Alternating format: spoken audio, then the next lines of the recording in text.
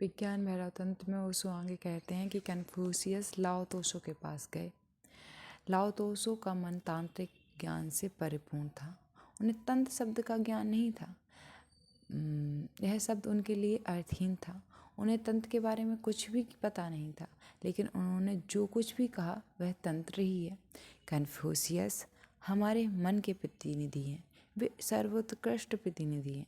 वे निरंतर अच्छे और बुरे, क्या करना चाहिए क्या नहीं करना चाहिए के संदर्भ में सोचते रहते हैं। वे एक विधिवादी थे, अब तक के सबसे महान विधिवादी। वे लाओ तोसो से मिलने गए और उन्होंने लाओ तोसो से पूछा, अच्छा क्या है, हमें क्या करना चाहिए, बुरा क्या है, इसे स्पष्ट रूप से परिभाषित करें। लाओ तोसो ने कहा, परिभाषाएं उलझन पैदा करती हैं, क्योंकि परिभाषित करने का अर्थ है विभाजन। यह है और वह है। अब विभाजन करते हैं और कहते हैं कि ए है और बी है। आपने विभाजन कर दिया। आप कहते हैं कि ए बी नहीं हो सकता, तो आपने एक विभाजन, एक द्वंद्व पैदा कर दिया, जबकि अस्तित्व एक ही है। ए हमेशा बी में परिवर्तित होता है और बी हमेशा ए में परिवर्तित होता है और ए हमेशा बी की ओर बढ़ता है। जीवन हमेशा मृत्यु की ओर बढ़ती है। जीवन हमेशा मृत्यु की ओर ही बढ़ेगी। तो हम इसे कैसे परिभाषित कर सकते हैं? बचपन, जवानी और जवानी बुढ़ापा में बदलती है। स्वस्थ रोग में और रोग स्वास्थ्य में बदलता है। तो आप इन्हें अलग अलग कैसे बता सकते हैं?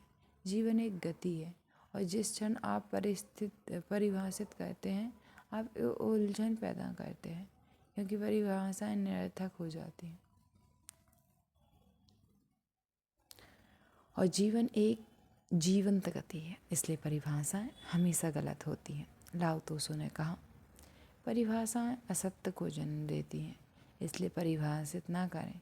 यह ना कहें कि क्या अच्छा है और क्या बुरा।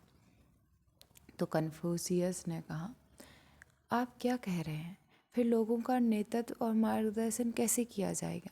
फिर उन्हें कैसे समझाया जाएगा? कैसे कुछ सिखाया जा सकता है?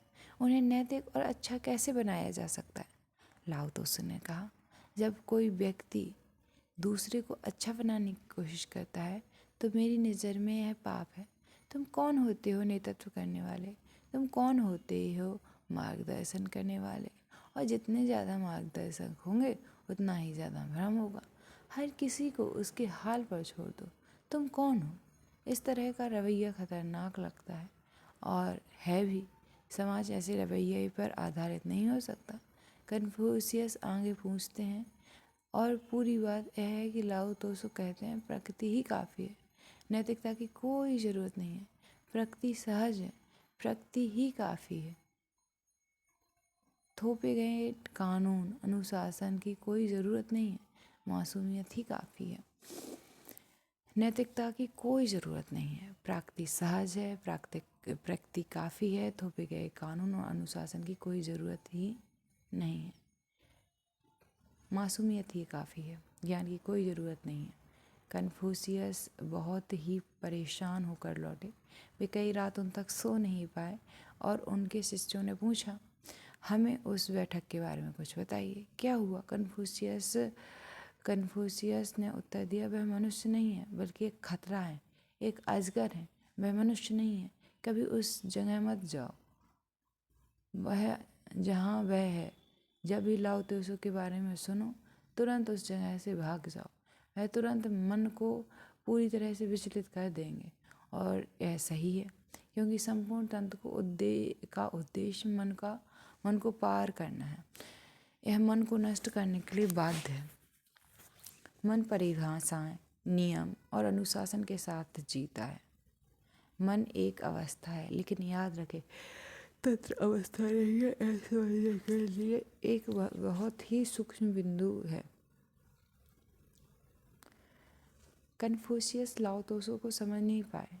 जब कन्फ्यूशियस चले गए तो लाओ तोसो लगातार हंस रहे थे, इसलिए उनके शिष्यों ने पूछा, आप इतना क्यों हंस रहे हो, क्या हुआ? लाओ तोसो ने कहा था, मन समझ में एक बड़ी बाधा है।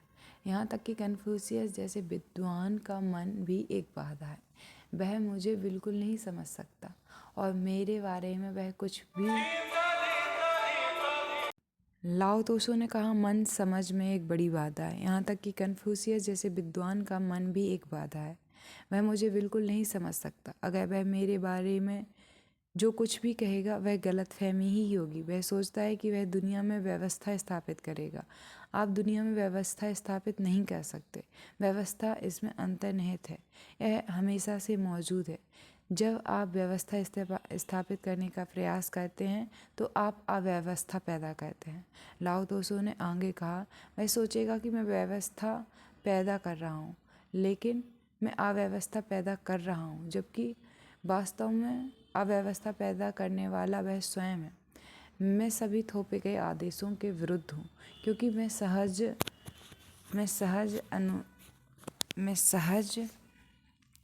अनुशासन में विश्वास करता हूँ, जो स्वतः उत्पन्न हो और बढ़ता हो।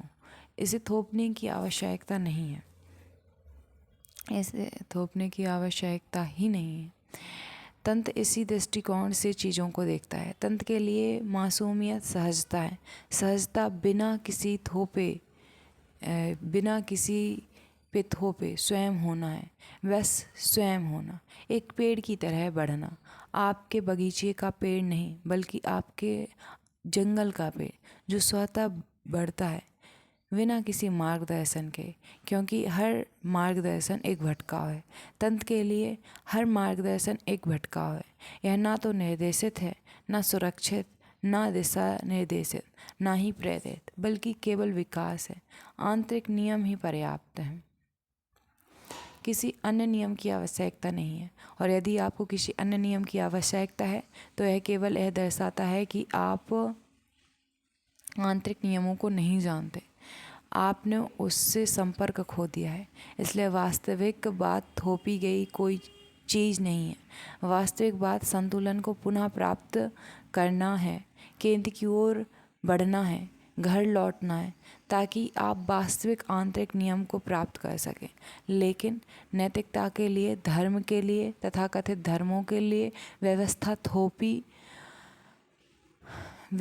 थोपी जानी चाहिए। अच्छाई ऊपर से, बाहर से थोपी जानी चाहिए। धर्म, नैतिक शिक्षाएं, पुजारी, पॉप, ये सभी आपको जन्मजात बुरा मानते हैं। इसे याद रखें।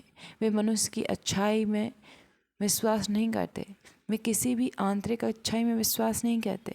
उनका मानना है कि आप बुरे हैं, कि जब तक आपको अच्छा होना नहीं सिखाया जाता आप अच्छे नहीं हो सकते। जब तक के अच्छाई बाहर से थोपी नहीं जाती आप तक उसके भीतर कोई संभावना नहीं। इसलिए पुजारियों के लिए, धार्मिक लोगों के लिए, नैतिकतावादियों के लिए आप स्वाभाविक रूप से बुरे हैं। अच्छाई एक अनुशासन है जो बाहर से थोपा जाएगा। आप एक अराजकता हैं और व्यवस्था उनके द्वारा लाई जानी चाहिए। वे व्यवस्था लाएंगे और उन्होंने सदियों से हुक्म चलाए हैं, सदियों से अनुशासन थोपे हैं, और इस वजह से उन्होंने पूरी दुनिया को अस्त व्यस्त कर दिया है, भ्रमित और पागल खाना बना दिया है। उन्होंने इतना कुछ सिखाया है कि सीखे हुए लोग पागल हो गए हैं। तंत्र आपके भीतर की अच्छाई में विश्वास करता है। इस अंतर को याद रखें। तंत्र कहता है कि हर कोई जन्म से अच्छा है, अच्छाई आपका स्वभाव है। यह सच है, आप पहले से ही अच्छे हैं। आपको स्वाभाविक विकास की आवश्यकता है, किसी थोपे जाने की नहीं। इसलिए किसी भी चीज़ को बुरा नहीं माना जाता। अगर क्रोध है, अगर कामुकता है, अगर लोभ है, तो तंत्र कहता है कि वे भी अच्छे हैं। कमी सिर्फ इतनी है कि आप अपने भीतर केंद्रित नहीं हैं, इसलिए आप उनका उपयोग नहीं कर सकते। क्रोध बुरा नहीं है, वास्तव में समस्या यह है कि आप भीतर मौजूद नहीं हैं, इसलिए क्रोध तबाही मचाता है। अगर आप भीतर मौजूद हैं तो क्रोध एक स्वस्थ ऊर्जा बन जाता है, क्रोध स्वस्थ बन जाता है, क्रोध ऊर्जा में परिवर्तित हो जाता है, वह अच्छाई बन जाता है। जो कुछ भी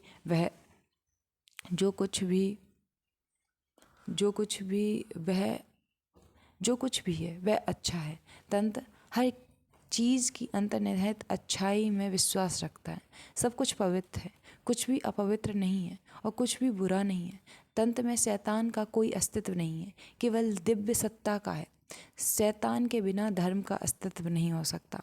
उन्हें ईश्वर की भी आवश्यकता होती है और शैतान की भी। इसलिए यदि आप उनके मंदिरों में केवल ईश्वर को देखते हैं तो भ्रमित ना हो, उस ईश्वर के ठीक पीछे शैतान छिपा हुआ है, क्योंकि शैतान के बिना कोई धर्म अस्तित्व में नहीं रह सकता।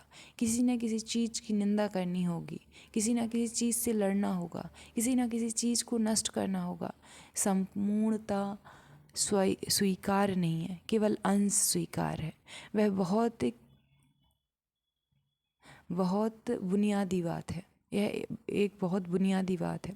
कोई भी धर्म आपको पूरी तरह से स्वीकार नहीं करता, केवल आंशिक रूप से करता है। वे कहते हैं हम आपके प्रेम को स्वीकार करते हैं लेकिन आपकी घृणा को नहीं। घृणा को नष्ट करो, और यह एक बहुत गहरी समस्या है, क्योंकि जब आप घृणा को पूरी तरह नष्ट कर देते हैं तो प्रेम भी नष्ट हो जाता है, क्योंकि वो दो नहीं है, वो एक है। वे कहते हैं हम आपकी मौनता को स्वीकार करते हैं लेकिन हम आपके क्रोध को स्वीकार नहीं करते। क्रोध को नष्ट करो और तुम्हारा जीवन नष्ट हो जाएगा। जब तुम मौन रहोगे, लेकिन जीवित मनुष्य नहीं, केवल एक मृत मनुष्य, और वह मनुष्य जीवन नहीं, केवल मृत्यु है। धर्म हमेशा आपको दो भागों में बांटता है, अच्छाई और बुराई। वे अच्छाई को स्वीकार करते हैं और बुराई का विरोध करते हैं। अच्छाई को नष्ट करना होगा, इसलिए यदि कोई वास्तव में उनका अनुसरण करता है तो वह इस निष्कर्ष पर पहुंचेंगे कि जिस क्षण आप शैतान को नष्ट करते हैं, ईश्वर नष्ट हो जाता है। लेकिन कोई भी वास्तव में उनका अनुसरण नहीं करता, कोई भी उनका अनुसरण नहीं कर सकता, क्योंकि उनकी शिक्षा ही बेतुकी है। तो आखिर सब लोग क्या कह रहे हैं? सब लोग बस धोखा दे रहे हैं, इसलिए इतना पाखंड है। यह पाखंड धर्म द्वारा उत्पन्न हुआ है। आप वो सब नहीं कह सकते जो वे आपको सिखाते हैं, इसलिए आप पाखंडी बन जाते हैं। यदि आप उनका अनुसरण करते हैं तो आपकी मृत्यु हो जाएगी। यदि आप उसका अनुसरण नहीं करते हैं तो आप अधार्मिक होने का अपराध बोध हो सकता है आपको। तो क्या करें? धूर्त मन समझौता कर लेता है, वह दिखावटी तौर पर उनका सम्मान करता रहता है, कहता है मैं तुम्हारा अनुसरण कर रहा हूँ, लेकिन वह अपनी मनमानी करता रहता है। आप अपना क्रोध, अपनी कामुकता, अपना लोभ जारी रखते हैं, लेकिन आप कहते हैं कि लोभ बुरा है, क्रोध बुरा है, कामुकता बुरी है, कि यह पाप है। यही पाखंड है। पूरी दुनिया पाखंडी हो गई है। कोई भी व्यक्ति ईमानदार नहीं है। जब तक एक विभाजनकारी धर्म समाप्त नहीं हो जाता, कोई भी व्यक्ति ईमानदार नहीं हो सकता। यह विरोधाभासी लग सकता है, क्योंकि सभी धर्म ईमानदारी सिखाते हैं, लेकिन वे सभी बेईमानी की नींव हैं। वे आपको बेईमान बनाते हैं, क्योंकि वे आपको असंभव काम करना सिखाते हैं। जब आप नहीं कर सकते, इसलिए आप पाखंडी बन जाते हैं। तंत्र आपको आपकी संपूर्णता में, आपके समग्र रूप में स्वीकार करता है, क्योंकि तंत्र कहता है या तो पूरी तरह स्वीकार करो या पूरी तरह अस्वीकार करो। बीच का कोई रास्ता नहीं है। मनुष्य एक संपूर्ण इकाई है, एक जैविक इकाई। आप इसे विभाजित नहीं कर सकते। आप यह नहीं कह सकते हम इसे अस्वीकार नहीं करेंगे, हम इसे स्वीकार नहीं करेंगे, क्योंकि जिसे आप अस्वीकार करते हैं वह जैविक रूप से उससे जुड़ा हुआ है। जिसे आप स्वीकार करते हैं, यह इस प्रकार है कि मेरा शरीर है। कोई आता है और कहता है हम आपके रक्त संचार को स्वीकार करते हैं, लेकिन आपके हृदय की धड़कन को स्वीकार नहीं करते। आपके हृदय की यह निरंतर धड़कन हम स्वीकार नहीं कर सकते। हम आपके रक्त संचार को स्वीकार करते हैं, यह ठीक है, यह शांत है, लेकिन मेरा रक्त संचार मेरा हृदय से होकर गुजरता है, और धड़कन मूल रूप से रक्त संचार से संबंधित है। यह उसी के कारण है। तो मुझे क्या करना चाहिए? मेरा हृदय और मेरा रक्त संचार एक जैविक इकाई है। वे दो चीज़ें नहीं हैं, वे एक हैं। या तो मुझे पूरी तरह स्वीकार करो या मुझे पूरी तरीके से अस्वीकार कर लो। मुझे बांटने की कोशिश मत करो, क्योंकि तब तुम बेईमानी करोगे, गहरी बेईमानी को जन्म दोगे। अगर तुम मेरी धड़कनों की निंदा करते हो तो मैं भी अपनी धड़कन की निंदा करने लगूंगा, लेकिन खून का संचार नहीं हो पाएगा। मैं उनके बिना जीवित नहीं रह सकता। तो क्या करें? जैसे हो वैसे ही रहो, और हर समय कुछ ऐसा कहते रहो जो तुम नहीं हो, जो तुम हो ही नहीं सकते। यह समझना मुश्किल नहीं है, कि दिल और संचार, रक्त संचार कैसे संबंधित है, लेकिन यह समझना मुश्किल है कि प्रेम और घृणा कैसे संबंधित है। वे एक ही हैं,